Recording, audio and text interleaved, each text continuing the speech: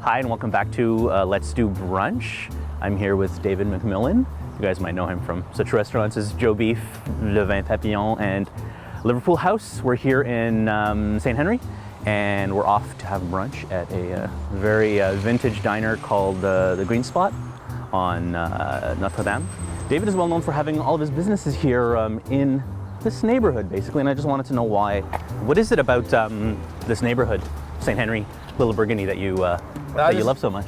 There's still a ton of original characters and old buildings, and like even this place, Dépanneur Vautour, diamonds in the rough, you know, that could be cleaned up, turned back into dépanneurs or little things like that.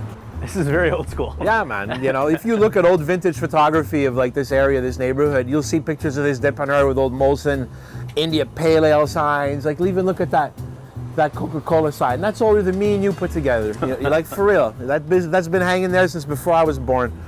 Even like, look, guys that renovate buildings like this, you know, you never thought like a red brick, like, you know, that's a working class, like cigarette factory workers little cottage.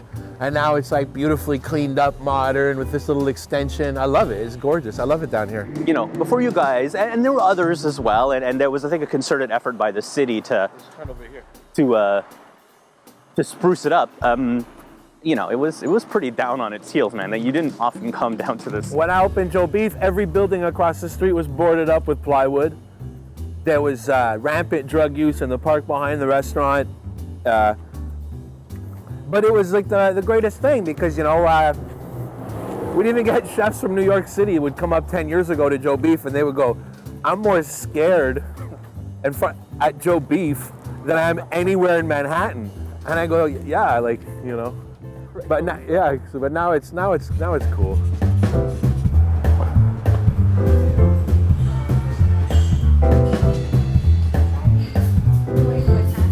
You're one of my favorite people to follow on social media. Oh, thank you. Because it seems to me that in the industry that you're in, you seem to have a higher level of self-awareness than some of the other folks. You're not in there entirely for self-promotion.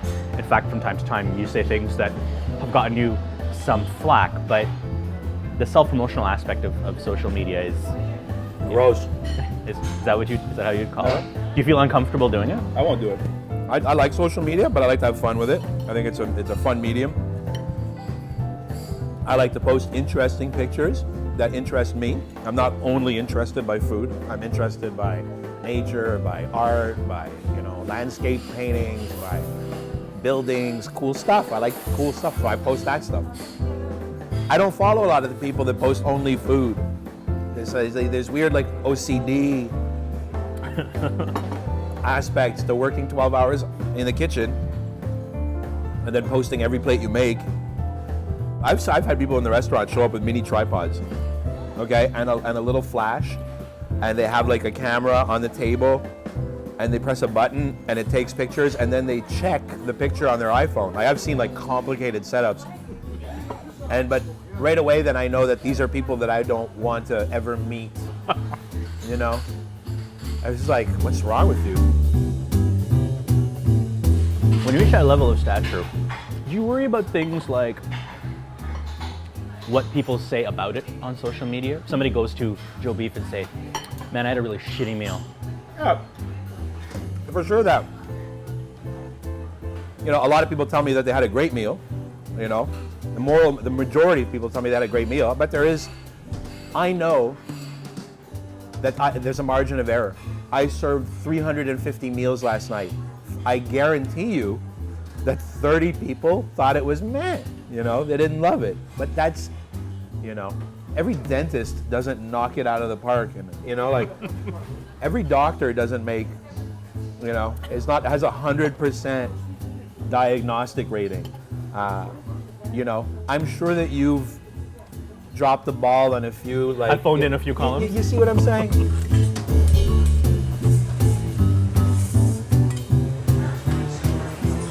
Is it tough to be a restaurant owner in Montreal? Yeah, it's Objectively? fucking very hard. It's a dumb business. My accountant goes like, you should turn your restaurant into an art gallery and apply for Canada Council grants, because being a conceptual artist makes more sense than running the business that you're running. Wow. Yeah, there's a price to going after being a top 20 restaurant.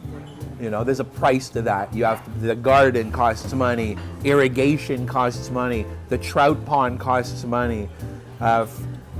Frivolously having a party every night and being generous with alcohol to my guests costs money. But I'm happy though. Don't get me wrong. I was gonna say, the natural question then is, why don't you turn your restaurant into a conceptual art gallery and get a Canada Council grant? Like, why do you keep doing the restaurants? That's all I know. I'm not educated. I started working in kitchens when I was very young. I think I was loud, I was fast, I got good at it. Eventually, I put the hours in over the years. So having been in the restaurant business as long as you've been, and having started from the bottom and reached the stature that you've reached, are you good at spotting 20-something-year-old kid comes to start work for you at Liverpool House, say, you know, this kid's gonna be a star. He's gonna open his own place and it's gonna Yeah, kind of, but a dishwasher, a clever dishwasher can become sous chef within a year if he plays his cards right, is interested, keeps up on his studies, and makes it happen. You know, I've had people stay on appetizers for 8 years, just show no ambition and just happy making salads, you know. But then I have people that have walked in as bus boys that have become sous chefs.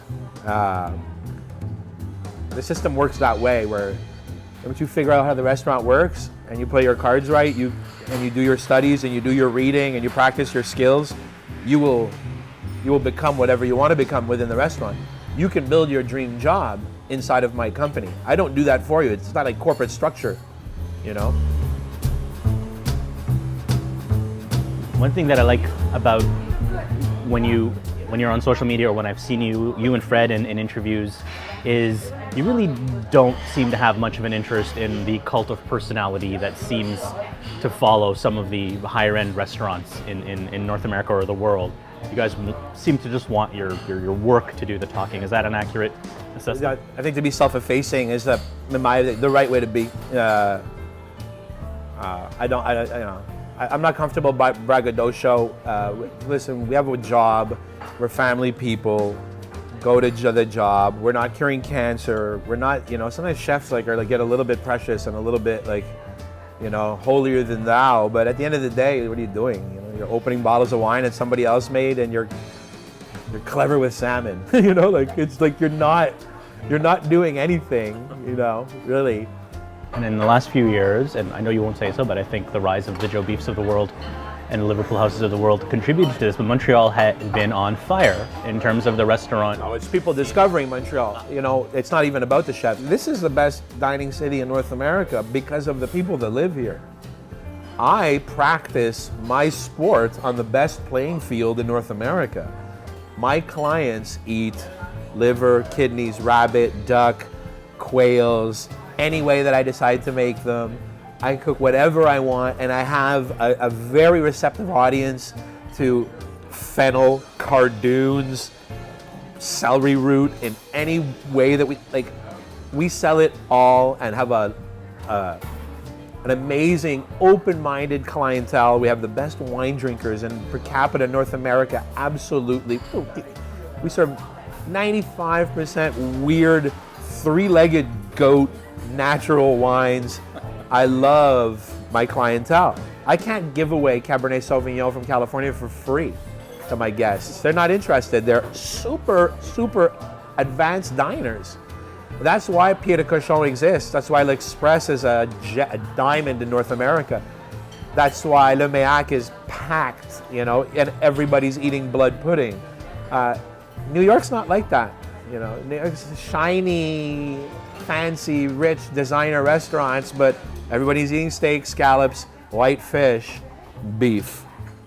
It's a giant steakhouse. So is everywhere else. We have a melting pot of cultures that permits us to practice French cooking, at least the way we do in our restaurant, and the most fertile ground in North America. Without a question of it, that we could never take Joe Beef to San Francisco and do what we do. Never.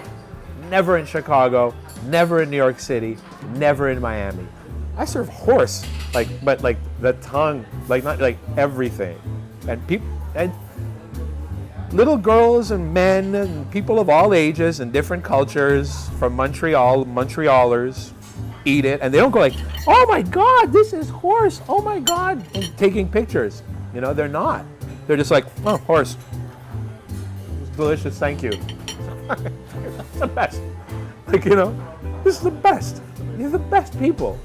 David, thanks for having brunch. I really It's appreciate my it. pleasure, man. Thank you so much for inviting me to brunch. Anytime.